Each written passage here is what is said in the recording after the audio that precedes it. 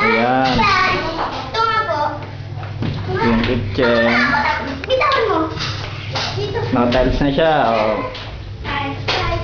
Sa talikod siya, ito yung dining table nila. Yan, ito yung bintana. May salamin dito sa tabi. Kung gusto mo palagyan ng salamin. Ito yung ilaw. Yan ang ilaw. Wow. Tatlo. Gusto niya pa po ba na po? Tapos, ikot ka. Balik ka sa ano. Sa salas. Yan ang ilaw. May ilaw. Ito yung sigandang bae. Pag dumiretso ka dito, yan. Sa kaliwa, sa front nito, papuntang garahe naman to. Yan ang garahe. Ito yung garahe, no? Yan ang garahe. May garahe na. May ilaw na. Kulang na lang yung bakod. Then, kaliwa, papunta tayong kaliwa. Ito yung CR. Dali na, buksan mo yan. Yan. Yan. Yan ang kusin. Yan ang CR. Ito yung liguan. Ay, huwag mong buksan. Maliligo. Yan. Ito yung liguan. Kasi ito yung inodoro. Naka-carpet na. Yan. Carpet. Tapos ito.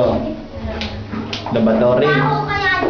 Ito yung salamin. May salamin malaki. Yan. Kita nyo ako, no? Nagbibideo.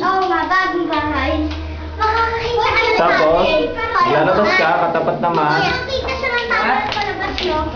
Yung lalagyan ng ano. Lalagyan ng mga tambo sa ilalim ng hagdanan. Tapos ito hagdanan to. Yan. Ito tayo sa hagdanan.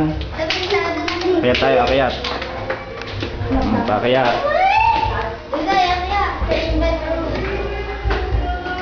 Second floor. O, pa second floor.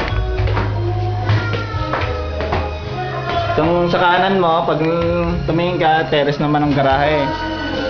So, yan o, kita yung labas o.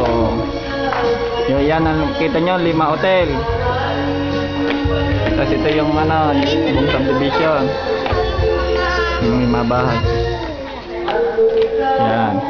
Tapos pag umikot ka, sa likod mo yan, ito yung salas. Tapos ito yung mga kwarto. Yan, kwarto yan. Yon, kwarto ni... Ay, kwarto mo yan. Tapos yung kabila. Tapos ito yung puan. Puan. Tapos diyan, pwede mong lagyan ng TV. Yung hanging na TV. Flat screen.